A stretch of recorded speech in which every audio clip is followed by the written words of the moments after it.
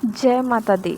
नवरात्रि की शुभ बेला में माता की महिमा का गुणगान करें और उनकी कृपा से अपने जीवन को उज्जवल बनाएं। प्रिय भक्तजनों, आज के इस वीडियो में आप जानेंगे नवरात्रि के दिन कलश स्थापना कैसे करनी है, कब करनी है, कलश स्थापना के शुभ मुहूर्त कब कब रहेंगे और बहुत ही आसान पूजा विधि के बारे में, क्योंकि साल 2024 में शारदीय नवरात्रि से ठीक पहले साल का आखिरी सूर्य ग्रहण भी लग रहा है, जो कि भले ही हमारे देश भारत में नहीं दिखाई देगा, क्योंकि जिस समय विदेशों में ग्रहण दिखाई दे रहा होगा उस समय हमारे देश में रात हो चुकी होगी। रात होने के कारण यह ग्रहण हमारे देश में मान्य नहीं होगा, लेकिन फिर भी ग्रहण चाहे दुनिया के किसी भी हिस्से में क्यों न हो, लेकिन ग्रहण के बाद के कुछ काम ऐसे होते हैं जो सभी को करने चाहिए, क्योंकि ग्रहण जब लगता है तो उसका कुछ ना कुछ नकारात्मक प्रभाव वातावरण में ज़रूर फैलता है।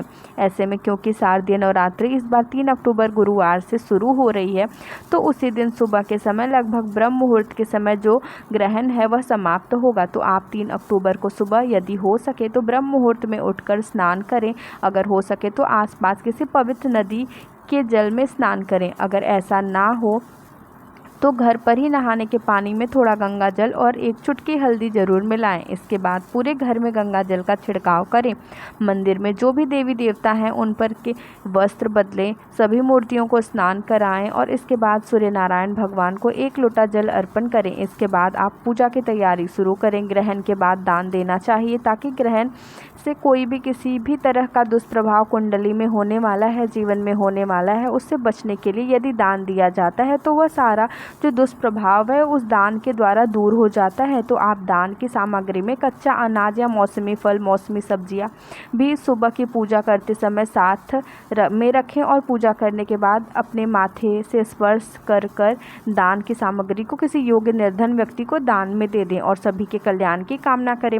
नवरात्रि के पहले दिन प्रतिपदा तिथि में शुभ मुहूर्त में कलश स्थापना की जाती है, जिसे घट स्थापना भी कहते हैं। इस बार 3 अक्टूबर गुरुवार को कलश स्थापना का जो शुभ मुहूर्त है वह सुबह 6:15 से लेकर 7:22 तक रहेगा। दूसरा जो मुहूर्त है जो कि अभिजीत मुहूर्त रहेगा वह सुबह 1:46 से लेकर दोपहर 12:33 तक रहेगा। तो आप इन शुभ मुहूर्त में किसी भी मुहूर्त में कलश स्थापना कर सकते हैं और कलश स्थापना सुबह के समय करना ज़्यादा सही रहता है। नवरात्रि के पूरे 9 दिन तक माँ भगवती के 9 अलग अलग रूपों की पूजा की जाती है और भक्त इस अलग से एक चौकी स्थापित करके उस पर माँ भगवती की प्रतिमा विराजित करने के साथ ही कलश की स्थापना भी करते हैं। हिंदू पौराणिक मान्यताओं के अनुसार कलश के मुख में भगवान विष्णु, कंठ में भगवान शिव और मूल भाग में श्री ब्रह्मा जी विराजमान होते हैं। कलश के मध्य भाग में देवी मातृ शक्तियाँ निवास करती हैं। कलश में भरा हुआ जल शीतल, स्वच्छ और निर्मल बना रहने का संकेत देता है। वहीं यह जल क्रोध, माया, मोह और घृणा जैसी भावनाओं से दूर रहने की भी सीख देता है। कलश स्थापना से पहले इस बात की जानकारी होनी चाहिए कि कलश स्थापना के लिए कौन से कलश का इस्तेमाल करना है। तो कलश स्थापना में हमेशा सोने, चांदी, तांबे या फिर मिट्टी के बने कलश का ही इस्तेमाल किया जाता है।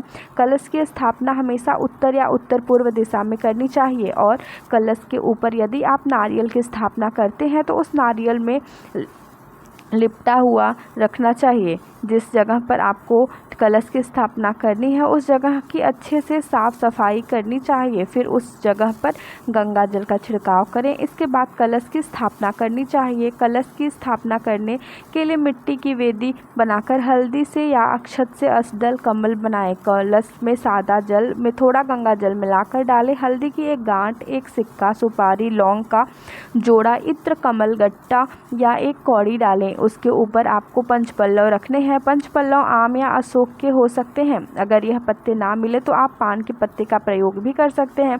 कलश स्थापित करने के साथ ही कलश पर रोली या कुमकुम से स्वास्तिक बनाना चाहिए और कंठ पर मौली या कलावा बांधना चाहिए। कलश पर स्वास्तिक का जो चिन्ह होता है यह चारों युगों का प्रतीक माना जाता है। तो ये थी आज की वीडियो। अगर आप कलश स्थापना के बारे में विस्तार पूर्वक जानना चाहते हैं तो इसके अलग से वीडियो हमारे चैनल पर पहले से ही अपलोड है, तो आप उस वीडियो को देख सकते हैं। जय माता दी।